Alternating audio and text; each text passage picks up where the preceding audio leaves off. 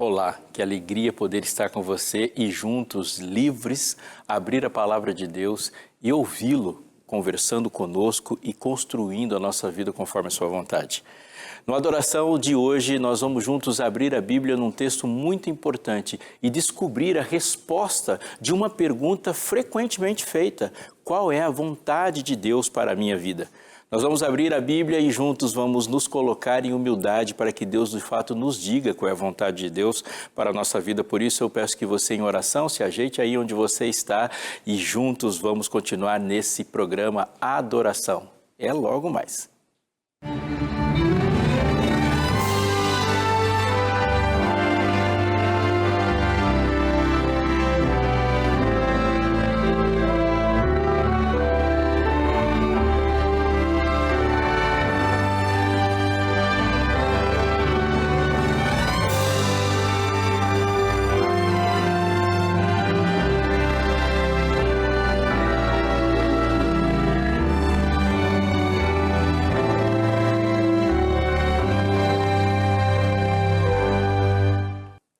A Rede Novo Tempo de Comunicação tem um projeto dentro do seu próprio coração, que é expandir a palavra de Deus, colocando esperança em outros corações.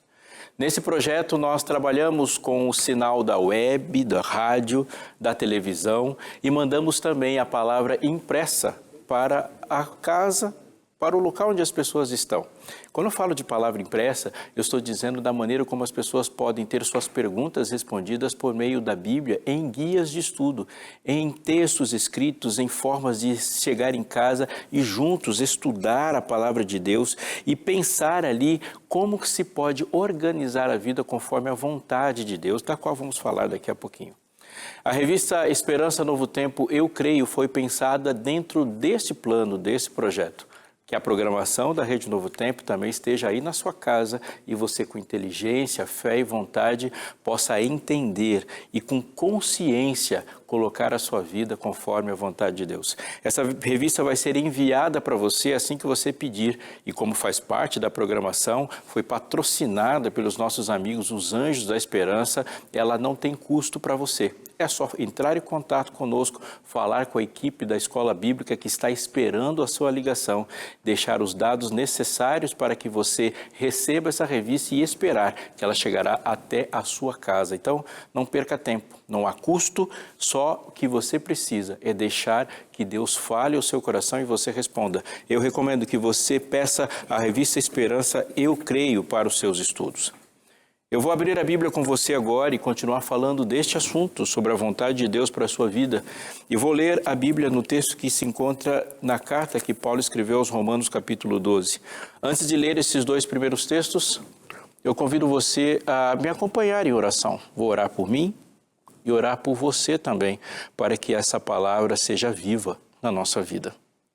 Querido Deus, amado Pai, que alegria, Senhor, e nós te agradecemos por isso, podermos estudar juntos, aprender, dialogar contigo por meio do teu Santo Espírito, a tua palavra.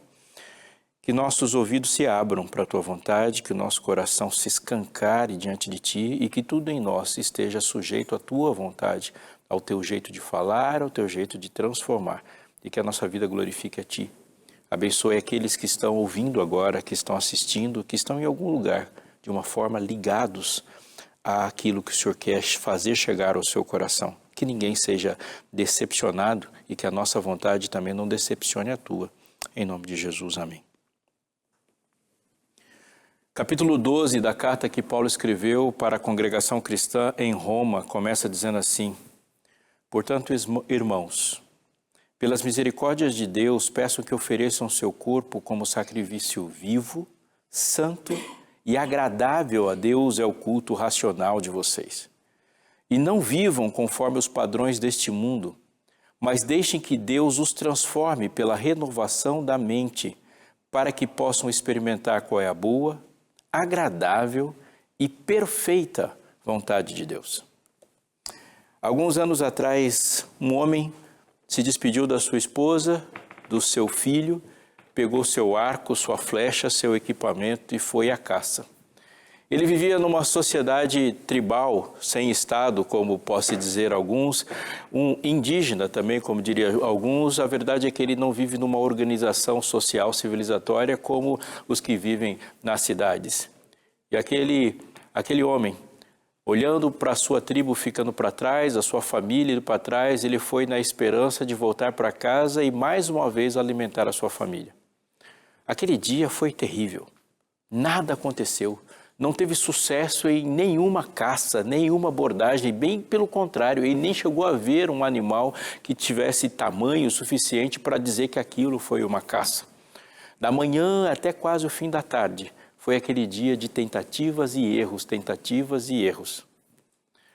Naquele momento frustrado, pensando como ele voltaria para casa e encararia sua família, sua esposa, seus filhos e dizer que ele fracassou em alimentá-los, ele parou, sentou numa pedra, olhou para o seu redor, viu a floresta, as nuvens no céu, aquela quietude, ele viu a água e pensou assim, isso aqui deve ter um dono, isso aqui deve ter alguém que é responsável por isso tudo, como que isso tudo surge do nada e é de ninguém? E esse raciocínio levou ele a um outro que pensou assim, se isso aqui tem dono, então eu invadi a terra de alguém, fui pegar um animal de alguém e esse alguém deve ser muito bravo comigo. Ele pensa também, se isso aqui tem dono, esse dono deve ser grande, poderoso para ser dono disso tudo, deve ser muito capaz para fazer surgir isso tudo e deve estar bravo comigo. Isso aqui deve ser um grande espírito da floresta. E pensando assim, ele bradou para o ar, grande espírito da floresta, ele disse, você deve estar magoado comigo, estar bravo, furioso comigo por eu ter vindo aqui e invadido as suas terras, mas eu não posso voltar para casa sem nada. Então eu vou te propor um acordo, eu vou deixar aqui sobre essa pedra o meu cocar e no lugar dele você me dá a caça. Ele colocou o cocar sobre a pedra e não aconteceu absolutamente nada. Ele pensou de novo, o cocar deve ser pouco. E ele gritou, grande espírito da floresta, eu deixo para você aqui o meu mocassim, eu ganhei do meu pai que tinha ganhado do meu avô. Ele é importante para mim, simboliza muita coisa e eu vou deixar aqui. E mais uma vez a resposta foi um silêncio total. Ele grita ainda, grande espírito da floresta, vou deixar aqui o meu cocar, o meu mocassim e deixo também a minha calça. Tirou aquela calça de couro, colocou e nu, não viu nada acontecer. Gritou mais uma vez, grande espírito da floresta, o que me resta aqui é esse arco e a flecha. Vou colocar o arco e a flecha também. E mais uma vez não aconteceu nada. E agora num arroubo de sinceridade e radicalidade, ele grita de novo, grande espírito da floresta, eu já dei tudo que eu tinha, mas eu não posso voltar para casa e ver meus filhos com fome, minha esposa com fome. O que eu tenho agora só é eu mesmo. Então, eu me deito sobre essa pedra e digo para você, grande espírito da floresta, eu me entrego a você, você que criou e mantém isso tudo, mas cuida de mim, da minha família e da minha vida. E ao deitar sobre a pedra, ele olha e vê um animal grande o suficiente para ser uma caça que geraria comida por uma semana. E agora ele sussurra, grande espírito da floresta, você pode me emprestar o arco e a flecha para que eu pegue essa caça que é sua? O arco e a flecha são seus, mas eu preciso usá-los. E aí ele pega o arco e a flecha e mata o animal. Volta agora e grita, grande espírito da floresta, vou calçar o meu mocassim, colocar o meu cocar, colocar a minha calça e vou voltar para casa com a caça. Mas tudo isso é seu, como eu também o sou. E voltou para casa. E aquela experiência ficou no seu coração a vida inteira. Até que um dia ele andando, viu uma tenda. E um missionário pregava, e no sermão do missionário, com uma Bíblia na mão, ele apresentou Jesus, o Criador dos céus e da terra. Aquele que disse, haja luz, foi aquele que disse, não matarás, disse, não terás outros deuses diante de mim. Aquele que disse, eu sou, é aquele que morreu na cruz, é aquele que nos chamou a ser dele. E ouvindo isso, ele deu um grito no meio do culto. Todos pararam e olharam para ele, e ele disse assim, este que você chama de Jesus, por anos eu o chamo de grande espírito da floresta e eu digo para todos que estão me ouvindo, há muito tempo eu e tudo que eu tenho são dele. Essa experiência para ele foi anterior a conhecer a sistematização da palavra, mas ele vivia completamente entregue a Deus. Escute, Paulo, ao dizer para os romanos do 1º capítulo, até este ponto onde a gente encontra, ele fala sobre um tema central na nossa vida: justiça.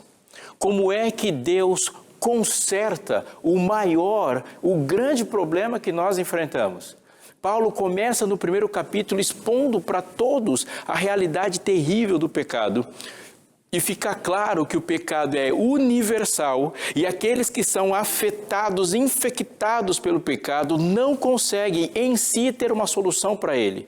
Não existe poço de areia movediça de verdade, embora lendas tenham criado sobre esse fenômeno da areia movediça, mas a verdade ele serve para explicar o que é o pecado. É como você cair nessa lenda do poço de areia movediça. Quanto mais se mexe, mais se afunda. A realidade que Paulo apresenta sobre o pecado é que se a intervenção não for externa, o pecador não se salva. E é por isso que ele diz: rogo-vos, pois, irmãos, pelas misericórdias de Deus. A misericórdia que ele apresentou até então, que é o ponto central do qual o grande problema que enfrentamos é vencido. Mas ele diz algo importante nesse ponto. Porque quando ele apresenta a justiça, ele não apresenta a justiça como um passaporte de uma dimensão para outra. Ele não apresenta a justiça apenas de um estado de não perdoado para perdoado, de injusto para justo. Ele apresenta a justiça agora no seu efeito. Porque a pergunta que fica sobre aquele que foi salvo da morte e agora passa para a vida é: e agora? Como alguém já disse, como o grande pensador Francis Schaeffer falou, como viveremos? Sim, ele diz e apresenta o novo nascimento como ele de fato o é. Um novo nascimento, e nascimento definitivamente não é o final. Definitivamente, nascimento é um começo. Portanto, quando o Evangelho chega para a vida de alguém e faz esse alguém nascer de novo, isso não é o objetivo radical do Evangelho. Não é ali que as coisas terminam, muito pelo contrário, é ali que as coisas começam. Eu estou falando isso para você, que pode ter chegado para alguém depois de um batismo e dito: parabéns. Pense muito bem sobre essa frase. Aquela pessoa não se salvou, aquela pessoa foi salva. Você não encontra uma pessoa que capotou um carro numa estrada, está perigando morrer, e aí o salva-vidas vai lá, os bombeiros vão lá, o socorro vão lá, e no final você dá parabéns para o acidentado. Quem é parabenizado depois é o socorrista, porque foi ele que foi lá salvá-lo da vida. E agora, aquele acidentado que vai recomeçar a vida, vai começar daquele ponto para frente. Quando nós vamos a uma maternidade, a gente vê vidas que vão começar. Vai ter um processo educacional, econômico, vai ter muitas coisas para acontecer, cultural, daquela vida que vai começar. Sim, rogo-vos, pois, irmãos, ele disse, pelas misericórdias de Deus, porque é exatamente a misericórdia de Deus que é o ponto inicial de qualquer boa história. E ele vai dizer agora como se vive, e eu digo para vocês, ele fala: eu peço, eu rogo pelas misericórdias de Deus que você faça uma coisa. Ofereçam o seu corpo como sacrifício vivo, santo e agradável a Deus, que é o culto racional de vocês. Vamos pensar um pouquinho sobre essa lógica que ele está dizendo. A primeira, conforme eu disse, o motivo pelo qual qualquer conversa vai continuar é porque Deus é misericordioso. E isso não se separa da frase dele, ofereçam. E por que a misericórdia de Deus é tão importante? Porque a possibilidade de haver um sacrifício só é real porque esse sacrifício tem que ser aceito. Ele foi previamente aceito, ele foi solicitado. Se o sacrifício não é aceito, a misericórdia não aparece. Mas é pela misericórdia de Deus e pela justiça e bondade de Deus que ele diz: ofereça para que o sacrifício seja aceito. Quando o cordeiro aparece e morre, há uma coisa a ser vista e óbvia na cena. O ofertante sai vivo. Explico melhor. Naquele dia no Éden, aquele dia em que eles comeram e que certamente morreriam, houve uma morte substitutiva. O cordeiro morreu e Adão saiu vivo.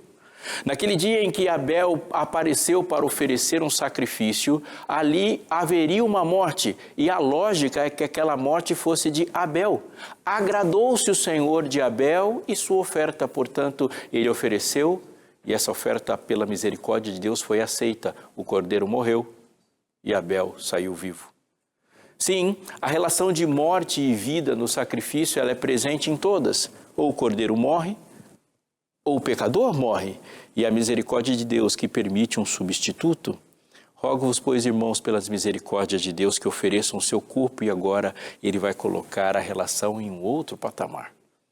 Ele diz, se você apresentar o seu corpo como sacrifício vivo, alguma coisa vai acontecer. Haverá uma morte e uma vida. E a morte que vai acontecer é do eu. Uma pessoa que oferece o corpo como sacrifício vivo pode dizer, crucificado estou com Cristo. Já não vivo eu, mas Cristo vive em mim. Eu chamo vocês, disse Jesus, para tomarem a sua cruz e seguir-me. Paulo, Jesus, tem uma coisa em mente, e há uma coisa que fica em mente em qualquer pessoa que já testemunhou uma crucifixão. Eu vou usar a crucifixão de Jesus para trazer à sua memória. Você já deve ter visto alguns filmes, histórias, textos sobre o processo que leva uma pessoa a ser crucificada. Jesus foi preso lá no jardim do Getsêmani. Ele estava orando. A sua morte aconteceu naquela sexta-feira e ela aconteceu às 3 horas da tarde. Jesus foi colocado na cruz logo pela manhã. Mas antes de ser colocado na cruz, teve a tortura de a cruz ter sido colocado nos seus ombros. Ele atravessa a via dolorosa, ele atravessa a via crucis. Ele anda por Jerusalém como um espetáculo público, porque assim era um processo de colocar alguém e fazê-lo um crucificado. É o império nas costas de uma pessoa. É a força de Roma contra aquele que Roma decidiu esmagar. Essa era a imagem que a crucifixão coloca. E todos que iam para a rua e viam uma coisa, eles tinham uma conclusão. Aquela morte, portanto, era inevitável. Centenas de soldados, o peso da cruz, aquele momento onde não há escape. O que fica sobre aquela pessoa que viva está carregando a cruz, e a ideia que aquelas testemunhas têm é de que aquela morte de fato vai acontecer. Portanto, aquele que está andando é um vivo morto, ou um morto-vivo, como você quiser. Quando ele fala, negue-se a si mesmo, tome a sua cruz e siga-me, essa é a imagem que está na mente das pessoas. Portanto, ela está andando, ela está respirando, mas ela vai andar por um caminho que ela não escolheu mais, porque alguém determinou. Ela vai para um destino que ela não escolhe, porque alguém determinou. E a cruz sobre as costas está dizendo que aqueles passos que estão sendo dados não são mais os passos da sua vida, mas os passos da sua morte. Tome a sua cruz e siga-me, quer dizer que agora você não vive mais, mas você vive por aquela força que agora você está completamente rendido a ela. Aqueles que morriam sob a cruz romana perdiam completamente a sua liberdade e a sua vida. Mas aqueles que vivem sobre a cruz de Cristo têm total liberdade e vida nele. O que Deus está dizendo é que todos os espaços fora dele são sufocantes e mortais. E todo o espaço dentro dele é infinito e eterno. Se perder em Jesus é se perder num espaço onde como o Filho tem alcance para qualquer coisa. Mas se achar fora de Jesus é sempre se achar num beco sem saída. Paulo pede que esse sacrifício seja real na vida. Ele fala, se coloque como sacrifício vivo. A ideia de sacrifício está presente. O pecador chega, coloca o cordeiro no altar. E agora eu quero que você se desloque um pouco para o sacrifício do Antigo Testamento. O cordeiro é colocado sobre o altar e eu tenho certeza que Paulo está falando de um tipo de sacrifício, o que nós conhecemos como holocausto. Holocausto é uma oferta queimada. Então, olha, o pecador chega e coloca o cordeiro sobre o altar, a lenha está ali e o fogo se acende. E quando o fogo se acende, uma coisa vai acontecer. Aquele material que está sobre o altar se transformará em outro, porque esse é um efeito do fogo. Você coloca a lenha e depois o fogo, o que você tem é outra cor, outro cheiro, outra textura, outro material. Como qualquer coisa que o fogo faz. Se você colocar um ouro no fogo, o ouro depois do fogo já é um outro tipo de ouro. Quando se coloca o sacrifício no fogo, a fumaça sobe numa direção indicando para quem é o sacrifício. E naquele momento, algo que foi colocado sobre o altar, depois do fogo, se transforma em outra coisa.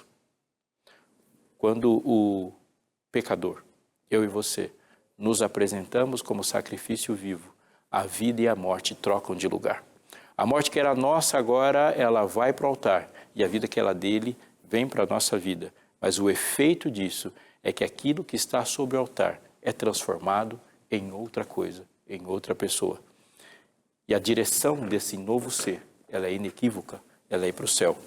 Paulo, quando fala que a gente deve ser um sacrifício vivo, santo e agradável a Deus, ele está dizendo e coloca a imagem de um sacrifício onde não mais se separam a oferta do ofertante, mas o ofertante se torna a oferta. Há mais de uma década, na cidade de Columbine, nos Estados Unidos, de lá veio uma história triste, chocante, que o mundo nunca vai esquecer, de 2 estudantes que se armaram até os dentes e entraram fazendo uma das maiores chacinas escolares que nós temos notícia, e o mundo todo ficou consternado com essa história. Essa história gerou muitas outras, e uma delas que se popularizou é de uma estudante chamada Cassie Bernal. Cassie, segundo a história conta, tinha ido para um acampamento cristão naquele final de semana e fez um voto de viver, abre aspas, de forma coerente com as suas crenças. Mas no outro dia, Cassie esteve diante de uma metralhadora e pela metralhadora ela morreu. Alguns que estavam ali presentes puderam dizer que ela respondeu uma pergunta antes de morrer. E a pergunta é: você crê em Deus? E ela disse sim, como a música composta para Cassie Bernal disse. Ela disse sim. Muitos questionam os episódios e toda a coisa que envolve esses assassinatos, mas uma coisa é verdade para mim e você hoje, anote bem essa frase. Nem todos nós somos chamados a morrer por Cristo. Mártires estão espalhados por toda a história, e não estou falando apenas dos últimos 2000 anos, de Abel a Estevão, e de Estevão a Maria Durã, e de Maria Durã até a gente. Muitas pessoas tiveram suas histórias escritas a partir do sangue que derramaram em coragem de nunca negar o seu Salvador. Mas essa não é a história da maioria. A maioria das pessoas que se entregam a Cristo não tem esse momento, essa história de morrer por Ele no martírio. A maioria tem outro desafio. Então, por favor, atente porque eu vou te dizer. Morrer por Cristo é uma ação de 1 minuto. Viver por Cristo significa morrer todos os minutos. Quando nós entregamos a vida por Cristo, nós vamos sacrificar a nossa vontade, sacrificamos a cultura que nos envolve, nos sacrificamos a lógica econômica ao nosso redor, sacrificamos a linguagem, nossa relação com o trabalho é sacrificada. Nossa ideia de nós mesmos também é sacrificada. E agora Cristo cria um sistema justo ao nosso redor, onde tudo que não é dele foi entregue por ele em sacrifício. Eu vou repetir. Viver por Cristo envolve morrer toda hora. Morrer por Cristo é um ato de 1 hora, portanto o desafio de viver por Cristo é um desafio contínuo até que Ele venha. E aqui diz o texto que há algo muito importante aqui, porque ele diz algo que é contracultural. Ela é fora daquilo que nós comumente estamos pensando ou somos estimulados a pensar.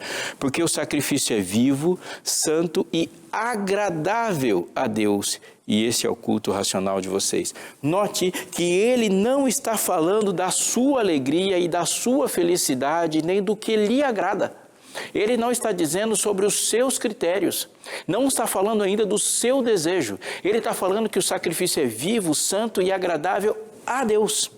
Este é o maior entrave para que possamos conhecer e viver a vontade de Deus. E o maior obstáculo para que a gente possa viver a vontade de Deus é a nossa vontade. E é por isso que essa vontade tem que ser, antes de tudo, sacrificada. Ele vai propor uma revolução aqui, porque ele diz: não vos conformeis com esse século, mas transformai-vos pela renovação da vossa mente.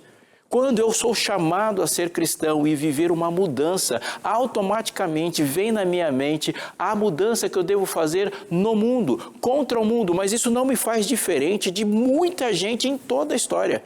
Você pode citar muitas pessoas que se tornaram heróis e a gente abre os livros de história e lemos os nomes deles porque eles enfrentaram sistemas mundanos.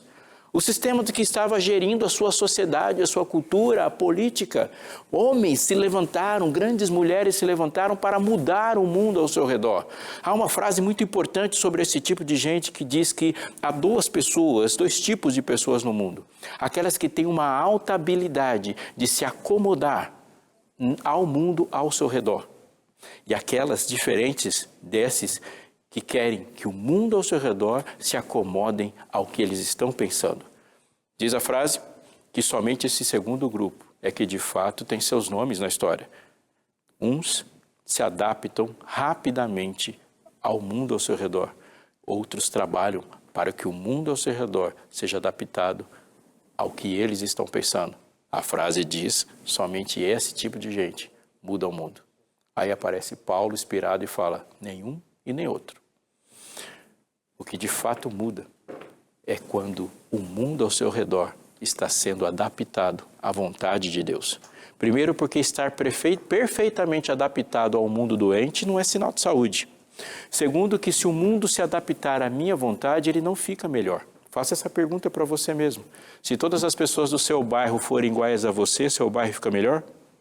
Se todas as pessoas na sua igreja pensarem como você, estudarem a Bíblia como você, ofertarem, dizimarem como você, se entregarem como você se entrega, como será essa igreja? A pergunta que todo aquele que tem vontade de mudar o mundo deve fazer, antes de tudo, é como o mundo fica se as pessoas no mundo forem igual a mim? Deus responde antes mesmo de você chegar a uma conclusão. Fica horroroso. E é por isso que para mudar o mundo, Deus muda você. E ele diz assim, pela misericórdia de Deus, apresente-se para ser mudado, mas mais do que isso, transforme a sua mente. Sejam transformados pela renovação da sua mente. E quando você muda, os padrões do mundo mudam. Quando você muda, você enfrentará o mundo não tentando adaptá-lo à sua vontade, mas lendo, vivendo e agindo para transformar o que está ao seu redor, levando tudo cativo à vontade de Deus. Viver com Deus, amigo, custa muito, não tenha dúvida. Viver sem Deus, amigo, amiga, custa tudo, não tenha dúvida. Se você se entregar a Deus e viver com Deus e nada mais, a sua história levará a você a viver com Deus e tudo mais que Ele te entregará no futuro. Mas se você hoje vive uma vida com Deus e algo mais, você acabará ficando no final da história sem Deus e sem nada mais. E é por isso que eu vou repetir para você, viver com Deus custa muito. Viver sem Deus custa tudo. Duas meninas estavam brincando num parque e uma perguntou para a outra, você vai para o céu? E aquela criança, nesse diálogo linear de criança, disse, sim, eu vou para o céu. E ela perguntou, você vai para o céu e como você sabe? Ela disse, ao me aproximar de Jesus, eu vou segurar bem firme nas suas mãos e pedir que Ele me leve para o céu com Ele. E a outra respondeu assim, e se Satanás te ver e cortar as suas mãos? E aquela menina parou, pensou mais um pouco e deu uma resposta de crente. Eu não vou mais segurar as mãos de Jesus. Eu vou pedir para que Jesus segure fortemente as minhas mãos, porque nada, nem Satanás, pode cortar as mãos de Jesus. O sacrifício vivo não está segurando nas mãos de Jesus. Ele está erguido em rendição em direção ao céu, pedindo para que este Jesus segure fortemente as suas mãos. Tudo está entregue a Ele. A minha oração para você agora é que essa experiência seja sua. E quando eu começar, vai dizendo amém. Pai querido, entregamos-nos a Ti como sacrifício vivo, que seja santo e que seja agradável a Ti e que a nossa mente esteja totalmente conectada à Sua vontade. Em nome de Jesus. Amém.